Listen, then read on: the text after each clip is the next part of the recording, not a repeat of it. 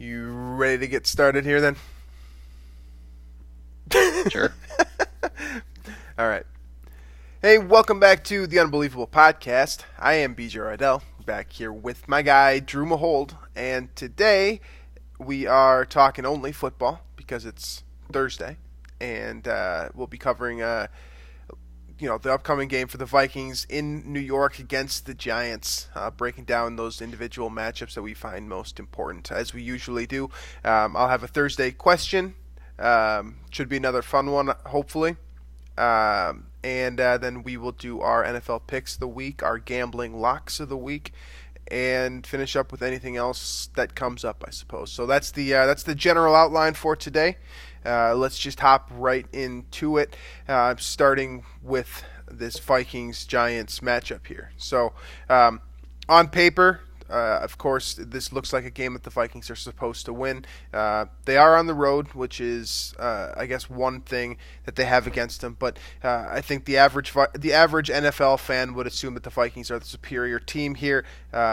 That the expectation is that they should go into New York and roll. That is kind of that's the sense that I get from the general articles throughout the week, and just the feeling, the sentiment of fans in general. Any thoughts on the matchup just as a whole heading into it before we break down position by position? The Vikings are more talented almost all across the board. So, on a neutral field or whatever it may be, the Vikings should be favored heavily here, and they will be favored heavily on the road. But like you said, the big obstacle here against the Vikings is that they're going to be playing away from US Bank Stadium. Absolutely. All right, so let's take a look at the guys that the Vikings will have to defend here in New York. So we'll start with the quarterback. It is no longer Eli Manning. I imagine that, which sucks for the Vikings because he was always horrendous against the Vikings. Yeah, he has had multiple games where he's thrown at least 3 interceptions. I think he's thrown 3 interceptions twice against the Vikings, like in the last 5 years. So it's bad. It's bad. So it's definitely disappointing. If you just woke up from a coma, Manning was benched a couple weeks ago for Daniel Jones, the rookie who pretty much everyone on the planet said was a dumb pick by the general manager Dave Gettleman. He went 6th overall to the New York Giants this past April. So he's a rookie quarterback. There are things that remind me a lot of Eli Manning with him. And there are a lot of them are just kind of physical traits that he has, and then there are things about him that he can do that Eli Manning definitely can't do at this stage in his career, and you could argue he never could at all. So he's an interesting quarterback for sure, and he has turned this Giants season from when does the draft start to we may have a chance to be relevant as maybe a wild card team. They stand at 2-2 mainly because of Daniel Jones. Mm-hmm. Yeah, he's been kind of giving this team a spark on offense. He did some pretty cool things in that Bucs game, week 3. Which is Tampa good now? I don't really know. Tampa is the weirdest team on the planet right now. So that might be a really good win. Looking back on it, we don't know how good Tampa Bay is going to be. Right. But they did just go to LA and beat the Rams and put up 50-something points on them. So who knows? But the Giants are coming in with 2 straight wins. They got some mojo going for them, although one of those wins was against the Redskins at home, so that counts as a half of a win. But regardless, there's not a lot of big names on this team, and frankly, I don't even know a lot of them on the defensive side of the ball. But, old friend Mike Remmers at right tackle, Kevin Zeitler. I don't know how you say his last name, but that was a guy that the Vikings targeted, I know, in free agency a couple years ago. And then Will Hernandez at left guard, another familiar name from the draft recently. The Vikings, at least Vikings fans, wanted the team to target. So some familiar names there, but I think one of the big stories too is Golden Tate returns from suspension for the Giants, and he'll get his first action of the season. Obviously, he does a lot of slot work, so I'm sure he'll see a lot of Mike Hughes and Mackenzie Alexander this week. Sounds about right.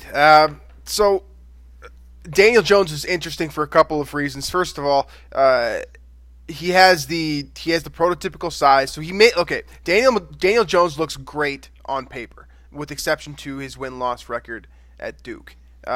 That was really the one thing. But if you look at like his intangibles, and then you look at his physical traits, his size, he is basically a skinny version of your prototypical quarterback. I think he was very like I watched some of his Duke film last April, and I didn't think he was a first round quarterback either. So all the ridicule and whatnot that he got back in draft season, I kind of stand by most of that. I mean, I wasn't as over the top. This wasn't like a Christian Ponder situation with the Vikings, but I didn't think that Daniel Jones would be even as good as he is right now, especially this early in his career. Mm-hmm. So he has, he has a willingness to actually throw the football, which I think is different. And Kyler Murray is honestly like this too, where he doesn't check down when he in the face of pressure. He will still throw the ball downfield, which is something that is I suppose rarer amongst rookies. I don't want to say it's rare, but it's uncommon to see rookie quarterbacks having a willingness to target downfield. And the fact that he basically hasn't had a great receiving core to work with. It makes it kind of that much more impressive that he has faith in guys like Sterling Sharp, and then like you said, the now returning Golden Tate. But I think the thing that makes him the most dangerous against the Vikings is the fact that he can actually move back there. Mm-hmm. That's what Zimmer said in his presser. Okay. That it's obviously a lot easier to defend a quarterback like Eli who just sits there, and it's another thing when the guy can move around. And make plays with his feet. That's what the Vikings had problems with in the past, especially under Zimmer. So that's one aspect that can make this team dangerous. Obviously talent-wise, it's very lopsided Vikings defense versus Giants offense, but that's just kind of one wild card that Daniel Jones can play and maybe shake some things up against this defense. Yeah, so it's interesting because he had the 2 rushing touchdowns in his starting debut. So he's proven in that regard. Does he warrant a spy? Is he that much of a dual threat quarterback that you actually have to keep a guy in the box to keep an eye on Daniel Jones? I mean, maybe. I mean, he's shown a lot of maturity the way he moves around in the pocket too. It's not just that he can run, but it's the fact that he's aware and he'll step up when it's available. He'll escape when he has to. Like that's the type of thing that's almost as frustrating. Just by when you compare, I'm not going to try to compare him to Aaron Rodgers, but that's the type of thing that is more frustrating with Rodgers is that how good he is within the pocket behind the line of scrimmage versus his speed past the line of scrimmage. So. Those are the things that I think he might be able to make a play or two in this game that could frustrate the Vikings defense, and it might be worth putting a spy on him. Like if you'd put a spy on a guy like Rodgers with what he does with his feet, then I think you might have to with Jones. Sure. I think what you pointed out there, the fact that it's not just that he can run, but the fact that he can maneuver around in the pocket is especially important here. Given that a lot of what the Vikings pass rushers have been able to do in the past is literally just go through or around guys and get straight to the quarterback. So the ability to manipulate the pocket a little bit gets a split second longer, whatever it may be, and that could be the difference, as Everson Griffin kind of found out the hard way last week. So keep an eye on his pocket presence. It's something that he has shown prowess at, I suppose, but at the same time he's still a rookie quarterback, and I would like to think that this Vikings defense is capable of rattling Daniel Jones and kind of getting him playing off schedule. He's also never seen a lot of the looks that Mike Zimmer will throw at him this week, so this will be a learning on the fly kind of trial by fire situation for Daniel Jones facing this Vikings defense. I would say with any other quarterback, getting him off kilter early will, I think, play immediate dividends and then throughout the game. In terms of the guys playing around him, the guys that will be gaining the yards for Daniel Jones, Saquon Barkley will not be there.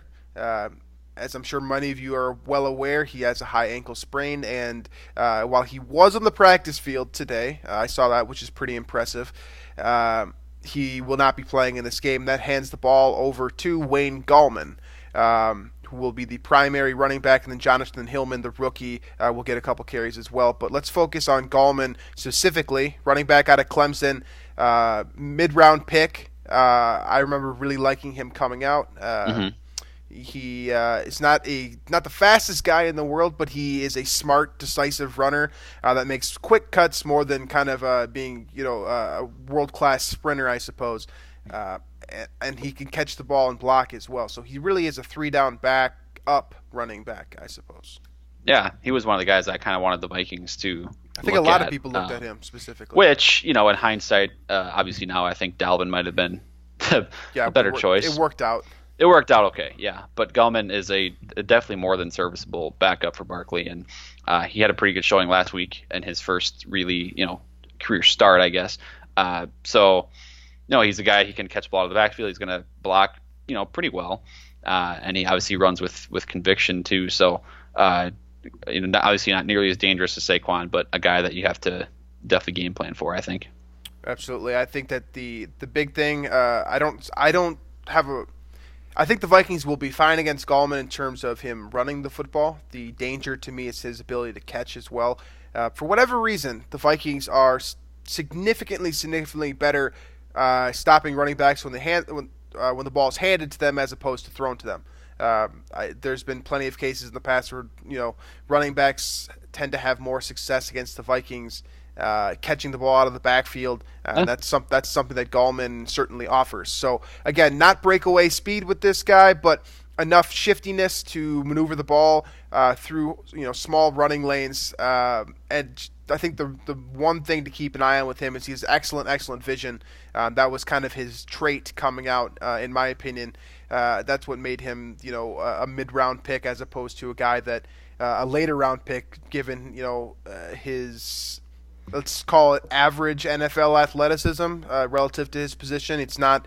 This is by no means a guy that tested extremely well at the combine, but he's just very smart, like a high football IQ, knows how to do everything, very fundamental in his craft, and can be a dangerous runner to that effect. So keep an eye on Wayne Gallman. He will be the guy lining up behind Daniel Jones. Which let's move over to the pass catchers here. The receiving core, like I said earlier, is not that impressive as a whole, and as you said earlier, they do get Golden Tate back. I think we can pretty much include Evan Ingram in the wide receiver discussion as well. That's basically what he is there. He's kind of Evan Ingram might be the fastest player, receiver that they have at tight end. He might be the fastest one in terms of pure speed. He can fly. Yeah, and it's not like they have the again, a bunch of track stars out there. Right. They have a very fundamental 1-2 punch with Golden Tate returning. Sterling Shepard, coming out of Oklahoma, I believe, was another guy that I really liked, and I liked as a mid-round receiver for the Vikings at the time. Extremely fundamental. I see a lot of Stephon Diggs when I watch Sterling Shepard. Fundamental, excellent route runner, great catch and traffic type receiver, but a little bit undersized. He's not going to beat you with an incredibly high vertical jump or blazing speed or anything like that. But he is smart, and he honestly, a lot of these offensive guys that they have here are just very well coached players that either by way of the Giants coaching staff themselves with head coach Pat Shurmur, or where they had been in the past in Golden Tate playing in Detroit and Seattle. These guys just simply they're very fundamental with their skills, and they have learned how to win football games with more than just elite athleticism, I suppose. Mm-hmm. Yeah, they're kind of forced to be able to do that because they don't have the athleticism. Right. But again, you look at you look at the receivers and the tight ends. Really, the big problem I see is Evan Ingram and how the Vikings handle him. Because I think at receiver, for the most part, you're going to be able to have plus matchups: Rhodes, Waynes, Alexander, Hughes. Golden Tate's going to get his. You're going to get completions here and there. That happens with anybody. Keeping them contained, I don't think will be a huge problem. But I think Evan Ingram is the dangerous piece of their offense. And we've noted it over and over. Tight ends have been kind of the problem for the Vikings defense. A lot of games where they struggle, it seems to be that tight ends have big games. So Ingram is the guy to watch for sure, and I would imagine a combination of Barr and Harris or Smith will kind of have that responsibility. Yeah, he's definitely like he is the ultimate mismatch because he's basically a wide receiver, but just a little bit too big to be a receiver. So definitely keep an eye on Evan Ingram. I think like Drew said, he's the most dangerous guy out here. Golden Tate scares me a little bit coming if he's playing primarily out of the slot, which I kind of expect him to, which kind of puts Sterling Shepard in an interesting situation because I think he works effectively out of the slot too. But Golden Tate out of the slot has given the Vikings fits in the past. He's also done some, he's also has a well-documented, highlight tape play on the outside against the Vikings when he was in Detroit too. So, I think that getting back to the point here that Evan Ingram is going to be the guy to keep an eye on. He's the most dangerous chess piece that they have to offer here. But I would not sleep on Golden Tate just because this is his first game of the year. He is. I just have that overtime touchdown replaying in my head over and over again. 2016. He for whatever reason he seems to give the Vikings problems, so I'm not sleeping on him. And just I would keep an eye on Sterling Shepard as well, who has played the number one receiver role throughout the season. Also on the back end of that roster includes Cody Latimer, who was a bust first-round pick with Denver, and Darius Slayton as well. They seem to matter very little in this offense. So, excuse me. Which leads us to the offensive line, which features one familiar face in Mike Remmers. They also have Kevin Zeitler, who was traded from Cleveland during the offseason. And then they have Will Hernandez, who Vikings fans seem to love and never be able to quite, let go Get over. Yeah.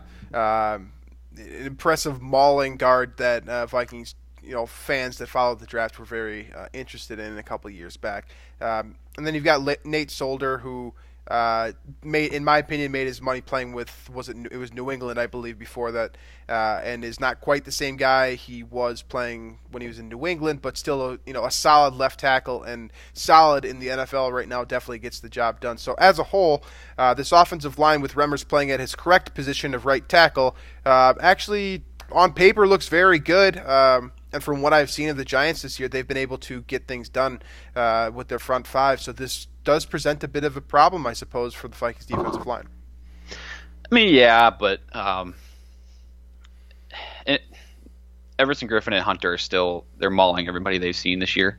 They're dominant, at least in the pass rush game for sure. They've destroyed everybody that they've looked at. Running backs haven't had a ton of success against the Vikings. Aaron Jones found some gaps early on in that Packers game, but then that kind of I think the Vikings shored that up pretty quickly as the game went on. So, I'm not really worried about. It's nice to be able to say this, but I'm not really worried about the Vikings defensive line against really any offensive line in the NFL. Vikings didn't really get home for sacks so much last week against Chicago. It was kind of I've noted that in our last show where Everson in particular, but also Hunter, they were both really close often in that game. And sometimes it comes down to game planning where, Nagy and Daniel got the ball out pretty quick last week. I think Jones will be more apt to holding on to it longer, and I think the sacks will come this week.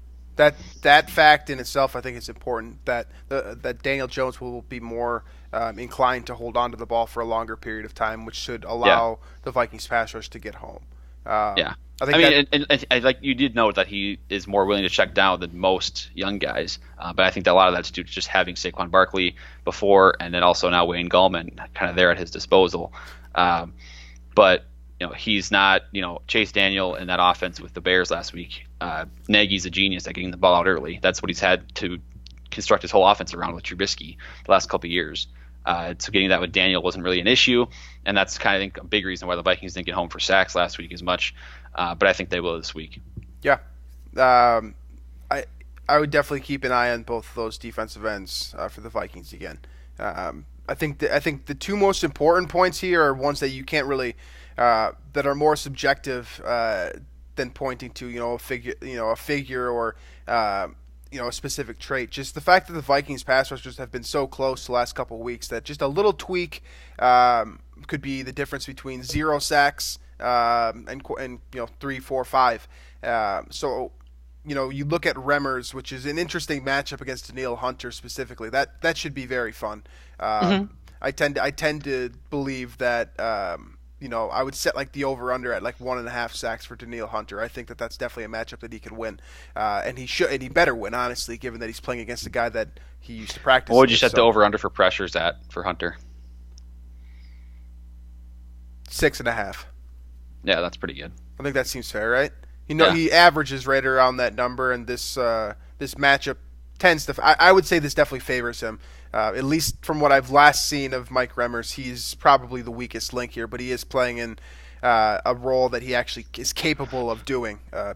Shocking that Pat Shurmur is the one that has him playing in the right position as opposed to whatever the hell the Vikings were doing when he was in that guard. So, one other note here, Rhett Ellison, revenge game. Just got to point that out. Yeah, true. It's important here.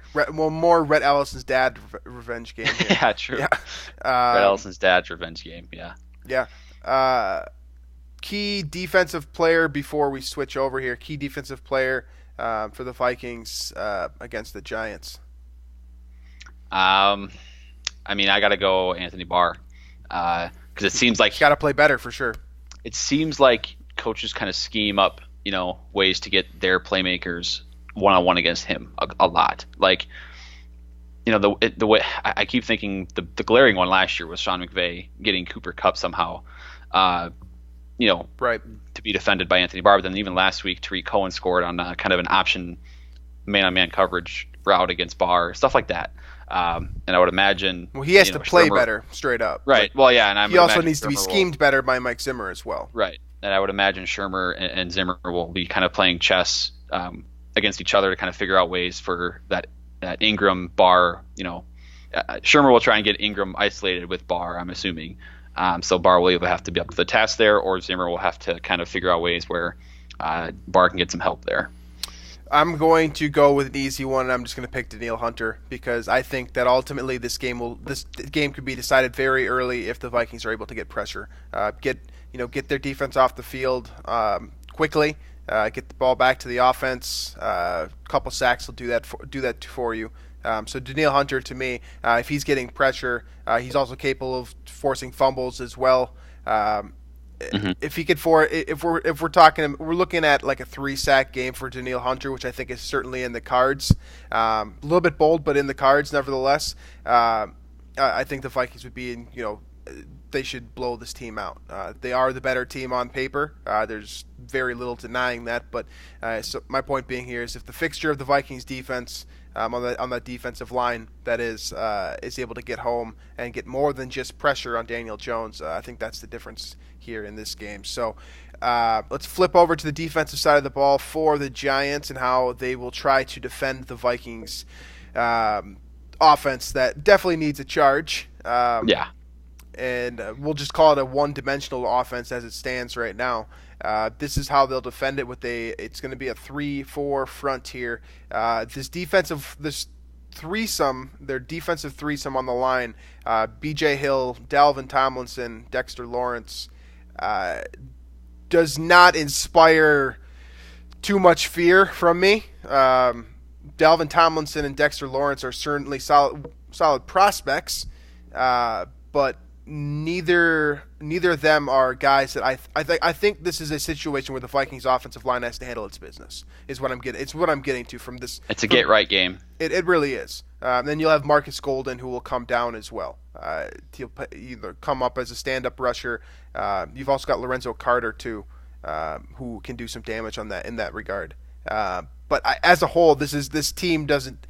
You'd have to make the pass rushers look good with poor offensive line play. I definitely agree with you that I think it's a get-right game for the Vikings offense.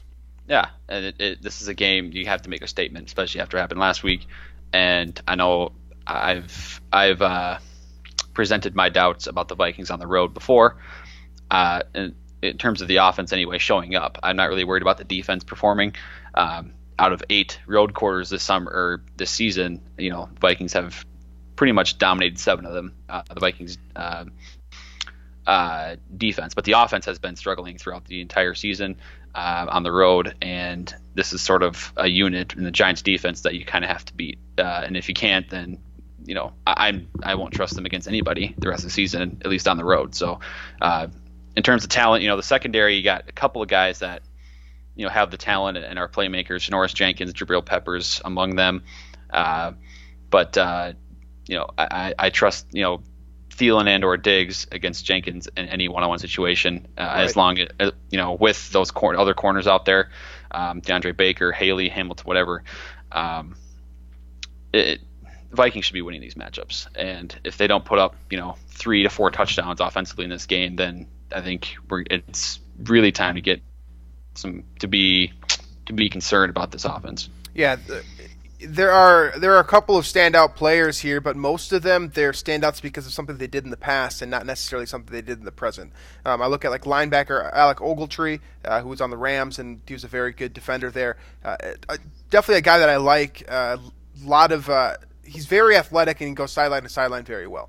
So he's definitely a guy that's going to make sure-handed tackles. But I do tend to believe that he is worse now than he was a couple of years ago. I think he peaked already, and the Giants are kind of getting the last bit of him.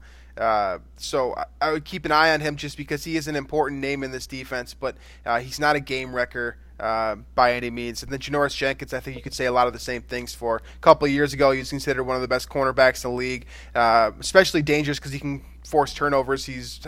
I believe he had an interception last week even, where he consistently has been a threat to force turnovers, but he's been getting burned a lot more in the last year plus.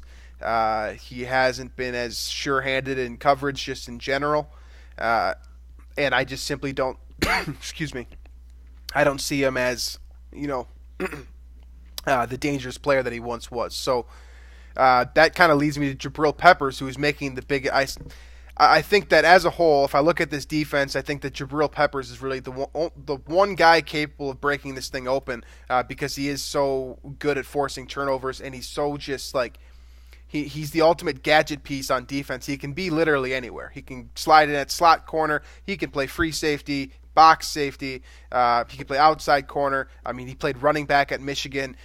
He's one of the most interesting athletes in the NFL right now, and I think he's probably between him and Jenkins, it's one of those two are probably the dangerous pieces on this defense. Well, yeah, and Peppers will take those risks too. So, if it's one of those where, if you're not paying attention to where he is, he's going to jump a route on you, and take advantage of your conservative play, which is why, again, you can take the top off of this defense, and I think the Vikings are going to have to. And based on, I don't know how much the Vikings offensive staff pays attention to the criticism and how much Kirk Cousins pays attention to the criticism. Was apologizing on air, so right. So I don't know, but I would imagine they're going to be taking some shots a little bit more often against the Giants, considering the secondary is a ginormous step down from the Bears, but also B, you have to show that you can do that. Otherwise, teams aren't going to respect it, and it's going to be much easier to defend you. So this secondary can definitely be taken advantage of, and it's up to the Vikings to kind of, take the shots to get it done. I think the Vikings should also be able to run the ball this week as well. This isn't a team that is, as a whole, they aren't great defensively, period. And generally, they are great when they play the Redskins. Yeah, that too. I tend to think that teams like the Giants, who, while the numbers are, I think the numbers reflect a defense a run defense that I think is better than what it is. That's the simplest way to put it. So far, they're allowing only 3.9 yards per carry on the ground as a defense, and I just don't see that from watching this team. I think that Dalvin Cook should be able to do just fine. I don't see this as a situation where, like last week, where he was stonewalled. I think the Vikings should be able to run effectively with Dalvin Cook. That being said, this is the situation to take advantage of for Kirk Cousins to get. If he is capable of getting right, and what we saw last week just isn't Kirk Cousins, which I tend to believe that that's kind of just what Kirk Cousins is, and now he's playing against the Giants, and it's not as tough of a defense. But if you do believe this in a get right game, this is definitely the opportunity. They are a team that has allowed 9.3 yards per pass attempt, 280 yards per game on average through the air. So, and this is a 2-2 team, so it's not like these are garbage time yards for the most part. So, I would say, I think that Kirk Cousins has to be the most important piece here, just for a lot of reasons. One, passing the ball effectively will, as Adam Thielen said, the Vikings have to be able to do it sometime. So it'd be nice to see them just simply get on track in that regard. Also, just the fact that if Cousins is rolling, the Vikings offense tends to be rolling. So there's a lot of reasons just to try to get that passing game going, even if you don't necessarily think that it's the absolute in this scenario. I think the Vikings could definitely benefit from just trying to get Cousins going a little bit more against a team that has shown the propensity to give up passing yards and passing touchdowns and not be as dangerous defensively, I suppose. Right. Yeah. It's well, I mean, we're gonna get to this later in picks and when we pick the game and whatnot, but this is the Vikings have to win this game. Like I personally think this is a must-win game for the Vikings. I know you don't believe in that this early, but this is a must-win game because this is an inferior team and. It's on the road, but it's an inferior team that you need to take care of at any location. Good teams win this football game for sure. Exactly. Playoff teams win this game for sure. And if you can't take care of this, then you're in trouble. Especially because they're without their best player in Saquon Barkley. So yes. Losing to the Giants without Barkley is not great. Doesn't look good. So I believe. Just ask Washington. Yeah.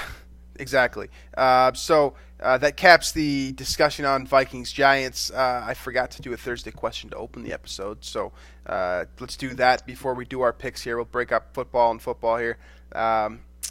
So here's the question. What statistic about your life do you want to know? And I've seen this one thrown around a lot. Wow.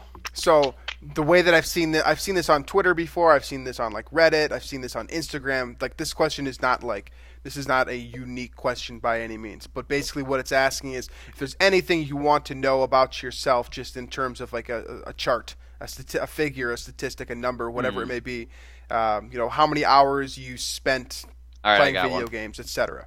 I got one. Okay, over the last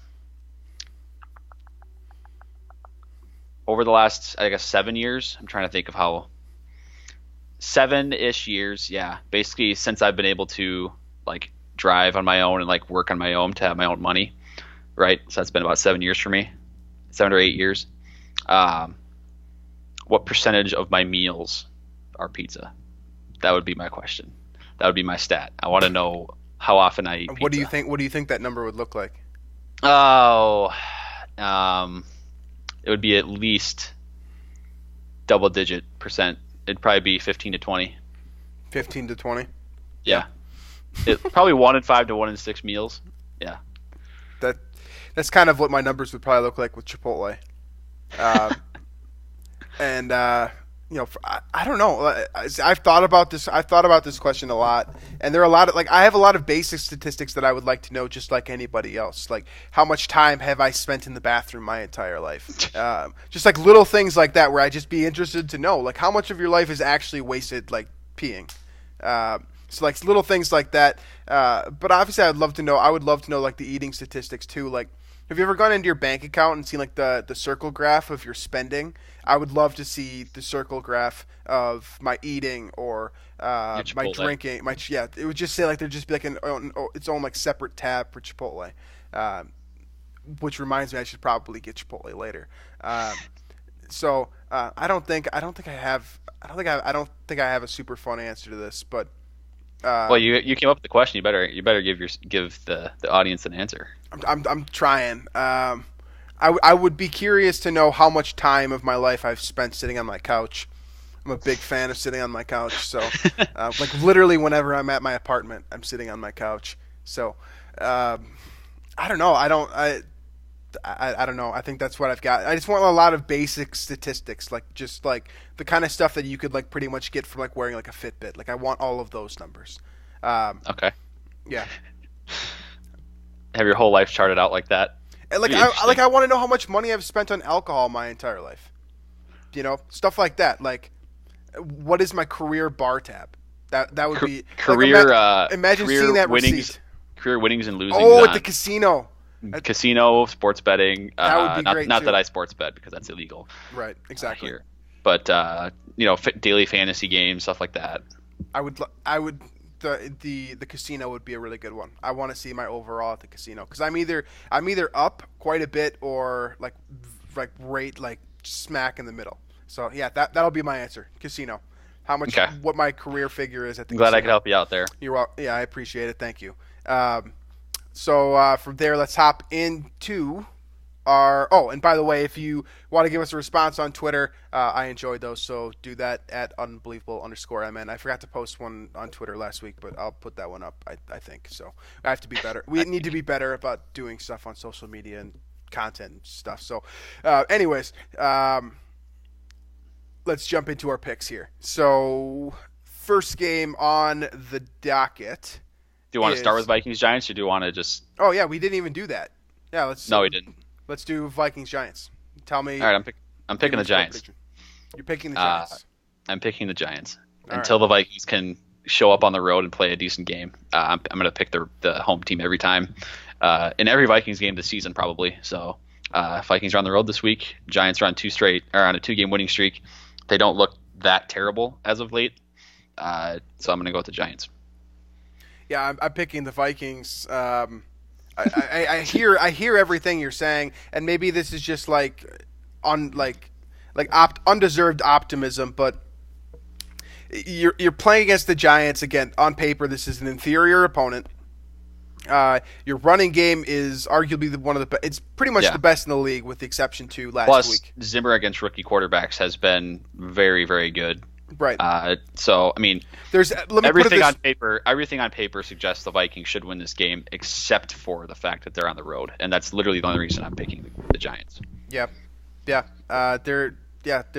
pointed to pretty much everything that can happen during the overview. So I mean, I'm going Vikings, and I guess I'm riding this one to death. And it's honestly, I'm expecting that pick to blow up in my face, but. I'm going Vikings, and I'm internally optimistic that they can figure this thing out, and I think that this is the right team to do it. So, next one here, Los Angeles Rams and Seattle Seahawks, and we're playing on Thursday night here. One of the better Thursday night matchups that I've seen on paper, with the exception of the opening. Honestly, last week was pretty good too with Philadelphia and Green Bay. But the Thursday night matchups are destroying the Monday night matchups this year. That's facts. So, anyways, we got Jared Goff heading into the House of 12, and they are Seattle's a weird team who's extremely up and down, and they just lost to the Saints at home against Teddy Bridgewater. I'm curious about where that home field advantage stands. Generally speaking, though, I feel like this is a game that in the past we might pick Seattle. Yeah, I'm picking Seattle. Last week has a lot to do with it, with how the Rams played, getting just dominated by Tampa Bay. Plus, Jared Goff just doesn't look good. Like every complete throw he makes, like completed throws that he does make, it seems like all of them are manufactured by, wide receiver getting wide open through a McVay, coaching win or something like that. It doesn't seem like he's, a 25-yard completion that he makes is not because of his insane accuracy. It's about a guy getting wide open. It just seems like that's when I watch a Rams game, that's what happens. And so I feel like Seattle's going to be a lot better about tightening those things up. They're at home. I'm going to go Seattle. So I'm going to pick the Rams. Again, I can't even deny a lot of the things that you're saying about them, but for me, the Rams are the better team. They are the more complete team as a whole. Their defense looked terrible last week. I have no idea what is going on with Todd Gurley, but for whatever reason, I still trust Sean McVay to get everything figured out. I never thought that Jared Goff was this elite quarterback. I think he's playing kind of to expectations and those blowout games where he is incredibly effective and has 4 or 5 touchdowns. I tend to think that those are the outliers. So Jared Goff is what he is, but the thing is that they're still the better team even with Jared Goff being just that guy. They seem to be able to run the ball when they want to, even if Todd Gurley isn't like the centerpiece of this offense anymore. But I think the biggest difference maker is just Cooper Kupp and how crazy he's been going lately. And I think there's another opportunity for him to do just that. Yeah, that wide receiver trio is still as dangerous as ever. And Kupp might be the best out of all 3 at this point. And might be the most dangerous slot receiver in the NFL right now. So that is what gives me enough to pick the Rams over the Seahawks. So leading into Arizona at Cincinnati, which is 2 of the worst teams on paper going up against each other here. Yeah, I'm sticking with the Cardinals. What did I say before the season? They'd finish second in the West or something. Yeah. That's not looking very good right now. No, it's not. I'm going to stick with them here, though, just because the Bengals are probably worse than them. I'm taking the Cardinals, and I'm jumping right off the Bengals train after what happened on Monday night. They looked absolutely awful offensively. They couldn't stop the Steelers on defense. Who is the Bengals' backup quarterback? Ryan Finley.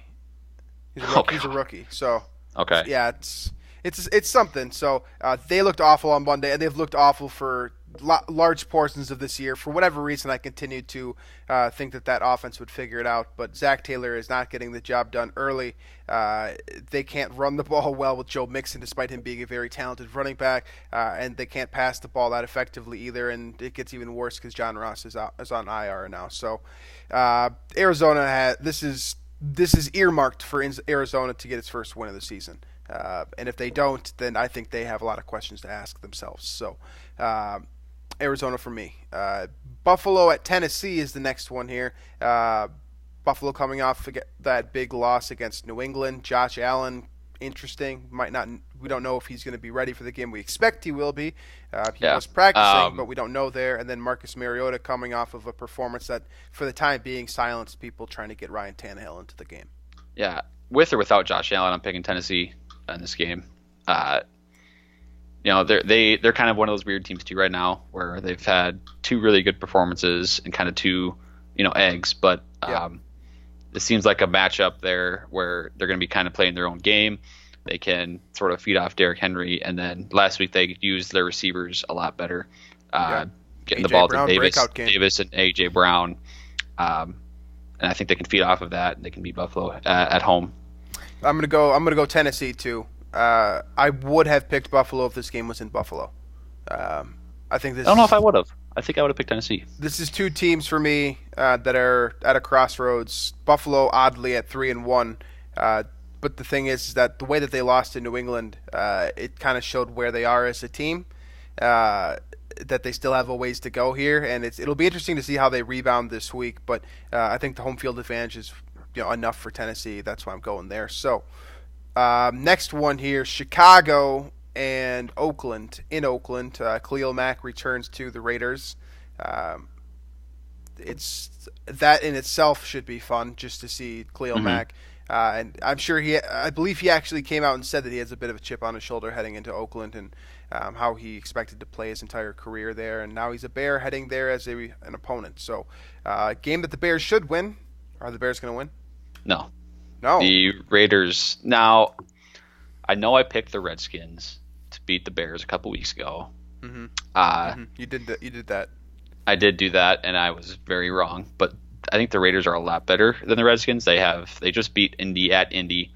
They lost to the Vikings, though. They did. The Bears beat the Vikings, so by transitive property, isn't Chicago better? Transitive property. Well, we could probably do that with the Colts. Yeah, we do that with a lot of things. So, yep. Point being, the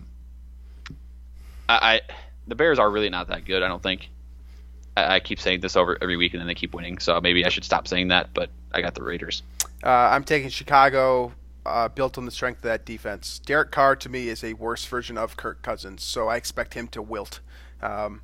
That is, that's what I think will happen defensively, and I think offensively that Chase Daniel can do enough. He proved he can do enough last week, so I don't think Oakland is good enough to beat Chase Daniel with this defense. So that's why I'm going Chicago. Tampa Bay at New Orleans.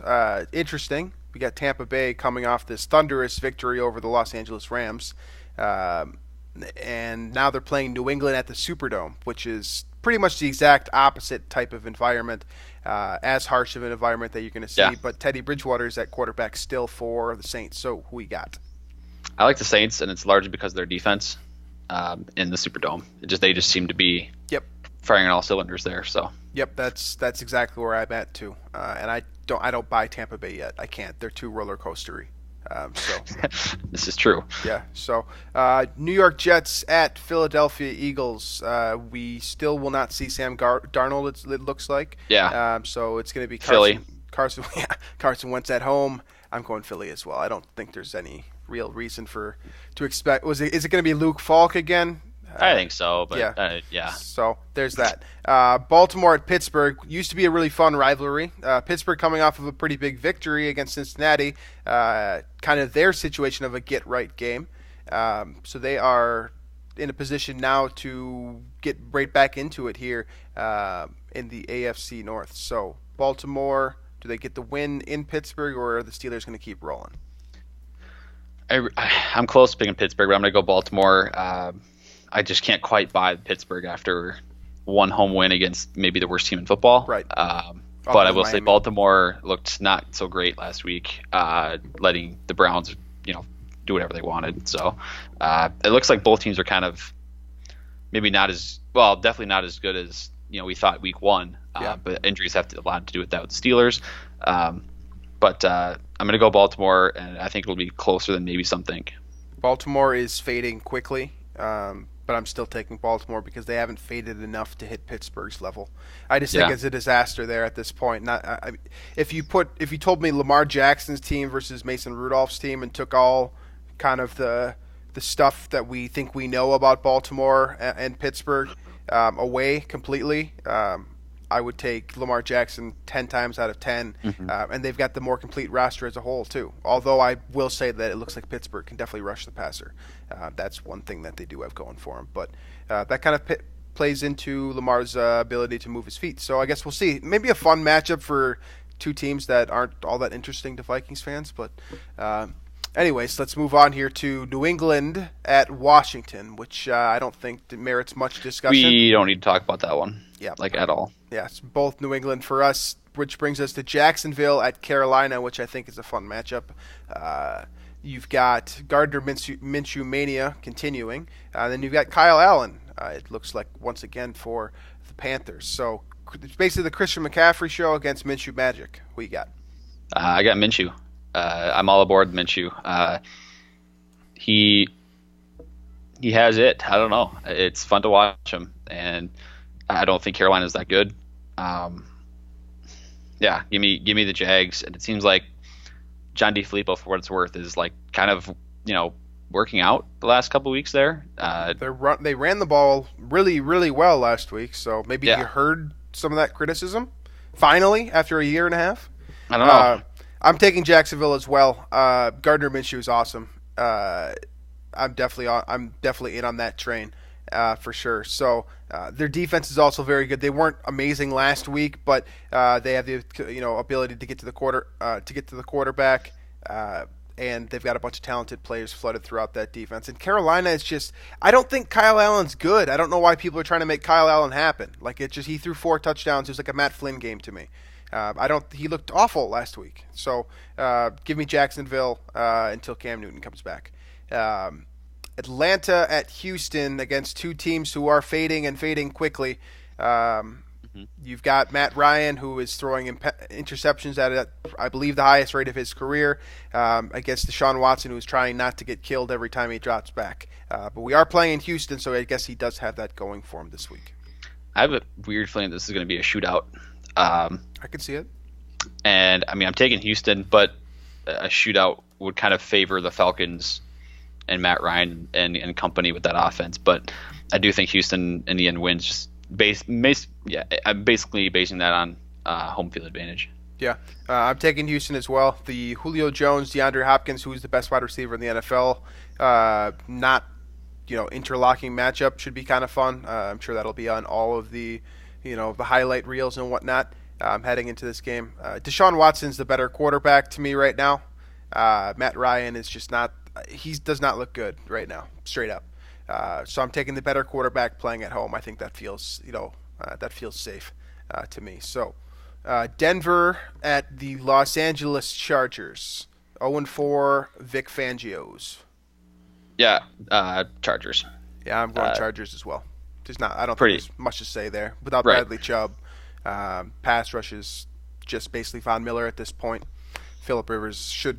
The only thing that makes this remotely competitive to me is the fact that it's a divisional matchup, but Vic Fangio hasn't faced them before. While coaching Denver, so I don't think that even matters here. So give me the Chargers. Green Bay at Dallas could be a fun one. Obviously, plenty of talent across the board. Dallas coming off of a bad, probably the worst they played all year last week, and then you've got Aaron Rodgers, who's also coming off of a loss, but it didn't exactly play poorly. It's just they didn't get it done at the end against Philadelphia. Yeah, Dallas at home is my pick here.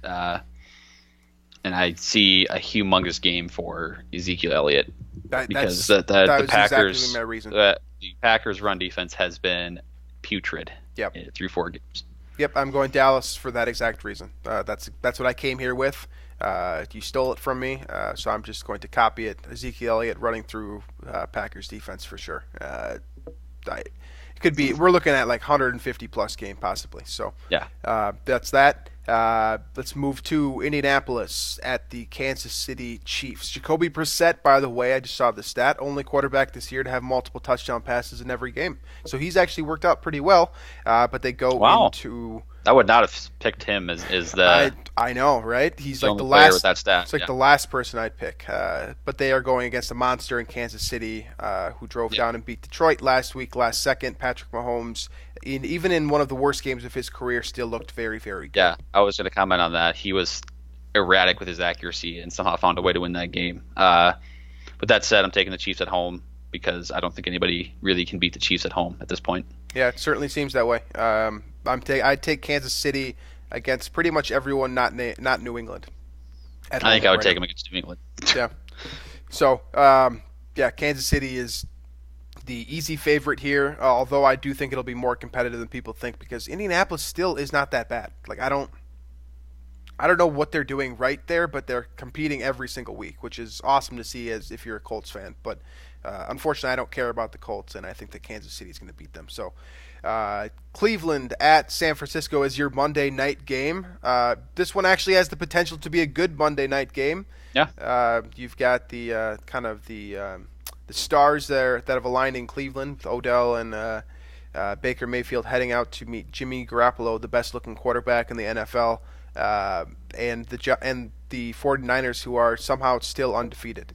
Cleveland needs this game to maintain control within their division, and San Francisco needs this game to prove to everyone that they can beat a team that actually is pretty good.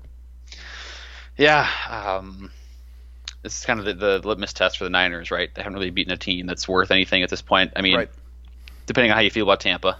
But it's also kind of a test, too, for the Browns because they're kind of one of those roller coaster teams at this point where they've had the really good game against the Ravens and they've had a couple duds.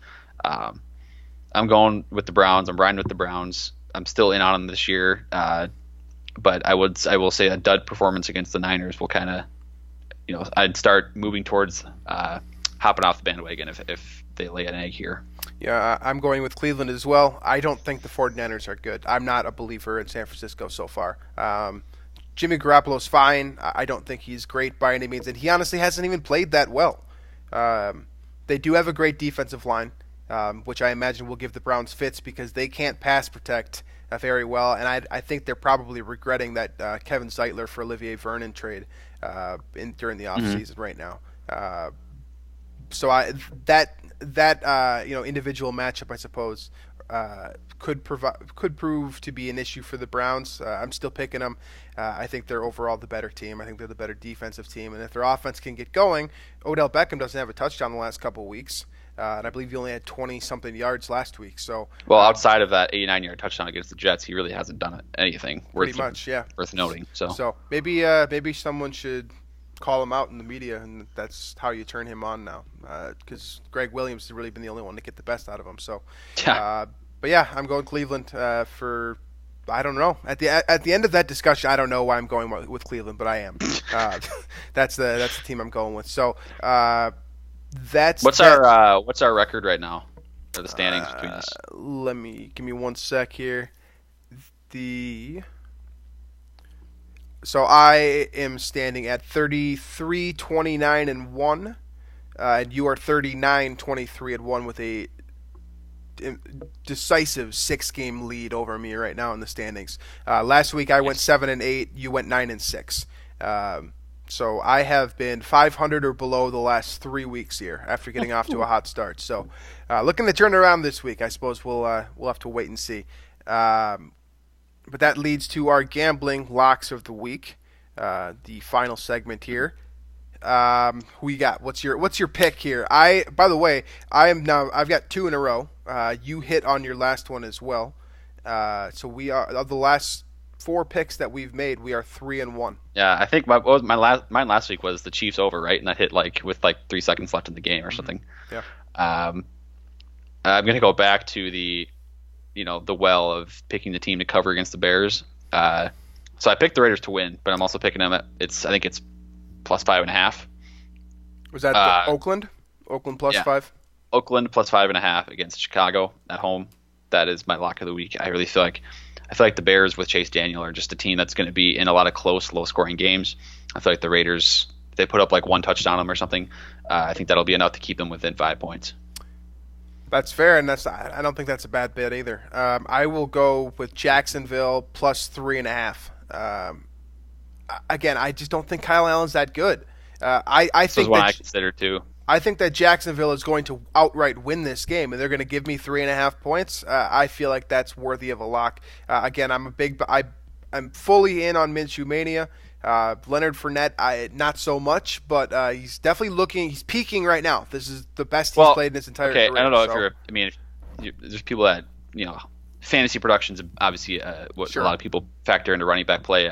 I believe he's a top 10 running back fantasy-wise now, and he hasn't scored a touchdown yet. Right. So he's putting up numbers, receiving and rushing. He just hasn't found the end zone. Right. And maybe this is the week that he'll get it done. But anyways, I think 3.5 points is more than enough to give me to bet Jacksonville in this match. Also, honorable mention for lock of the week: Patriots minus 15.5 over Washington. Yeah, Washington is obviously a disaster. So that's a small spread because the Patriots were favored by, I think it was 22 or something, 23 against the Dolphins, and they took care of that. So. Well, I think you can make an argument that Washington's about a touchdown better than Miami, right? Maybe. Maybe. What happened at quarterback with them last week? Yeah. Case went out. Haskins threw 3 more picks. I don't know. And that's against the Giants. So. Yeah, that's a good point.